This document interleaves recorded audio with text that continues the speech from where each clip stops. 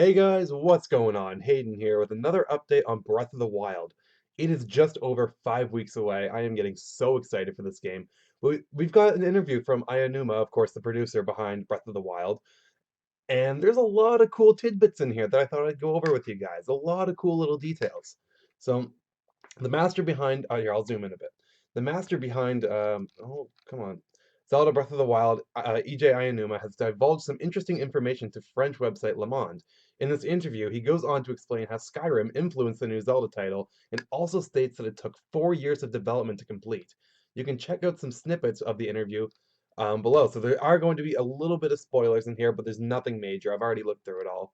Um, so, there we go.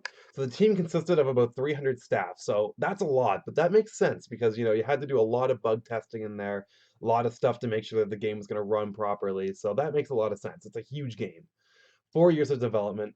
And they listened to Japanese fans in particular for feedback due to it being his native language. But he also looked at worldwide feedback, and he points out that North American players aren't big on upgrading abilities to progress in the game. So, like, in the Monster Hunter series, you have to be able to level up your abilities in order to be able to progress, I guess, the story. Haven't played Monster Hunter before, but I get what he's driving at. So that's good that there's no like leveling up required to move on, because that can get a little annoying when you have to grind. Um, Nintendo was criticized for the lack of freedom in the past, with different areas being connected by small paths. So now the player has freedom similar to the original Zelda. We already knew that. But Aonuma believes the Breath of the Wild will be a key entry in the series. Duh. Experience points and leveling up were never considered. Rather, Nintendo decided to implement the weapon system, which is like, if you guys saw in the E3 demo, if you beat an enemy, you might get his sword, and his sword might be 2 points more powerful than the sword you currently have. So you can equip that new sword, and it's more powerful. And you know what I mean? It's like equipping armor and weapons in an RPG, but there's no RPG elements. There's no leveling up. It's just you find different things.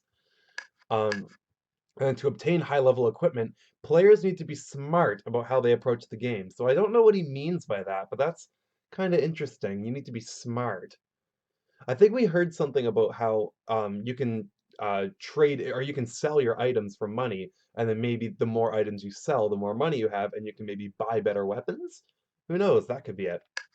Link's speed is adapted to the pace of the game. Okay, so maybe you can get better horses or something maybe later on in the game. I know you can increase your stamina meter. We've seen footage of that, so that there is that. There are many things that are hidden in the world, and you can run at full speed, but you may miss a lot by doing so. So this game really emphasizes you take your time, which I like. It's going to be a game that lasts a long time. My God, I'm so excited. With Skyrim, he likes how when you enter a new town, probably speaking of Ayanuma, when you enter a new town, it feels different from other ones you visited. He wanted to create something like this, but in a different way, and this is why you can climb anywhere. Okay. Shrines. So this is where it gets kind of interesting. Having them all. Oh, that's a little bit of a weird translation. Having all of them long and complex would mean that the players wouldn't be able to complete the game quickly. So he wants to have that freedom in there. If you want to go right to Ganon, apparently that's possible. But if you want to take your time, do some shrines before you go to Ganon, I don't really know what the requirements are to get to the final boss, or to beat the final boss rather. But he wanted to make sure that you like if you wanted to go right from shrine to shrine to shrine, they wouldn't be over complex. So there's still going to be like puzzles in there and whatnot, but that's cool. So Nintendo made shrines to be rewards rather than actual trials. So then, shrines are very different from those of previous Zelda, though some are much larger and have a boss at the end, similar to traditional dungeons. So it looks like there's going to be some actual dungeons, so to speak, in the game, but they're just not going to be labeled as dungeons. But you're still going to have that dungeon feeling, which is good. I don't think that they would have been able to get away with getting rid of them completely. So it is good that there's going to be some variety. Nintendo has also done away with dungeons that have a particular theme. So there's always, the forest temple, the lava temple, the water temple in every Zelda game. It looks like they aren't going to be following that kind of like cookie cutter formula of having different types of temples. Even if you come across a shrine located in a forest, it won't necessarily carry that theme. So if you're in the forest, you're not going to be entering the forest temple. It could be the water temple, or who knows. Architecture not based on specific real life locations, inspired by different pieces of architecture from around the world. Um, for Zelda Ocarina of Time, this was an exception in creating the Temple of Time, so it's pretty obvious what that looks like. It looks like a church. Aonuma wanted to have more islands in Wind Waker, but hardware limitations prevented that. So criticism from that game didn't inspire Breath of the Wild, including the art style.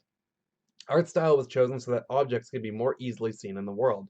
And I gotta say, like, this art style is freaking gorgeous. Like, I don't know if I don't know if I've ever seen a more fitting art style for the Legend of Zelda series. And I loved Wind Waker and Skyward Sword's art style a lot. Artists have also been brought up on Japanese animation. Uh, Aonuma stopped leaving messages to his son in his games since his son told him that he had grown up and didn't need them anymore. So I guess we won't see anything like that in this.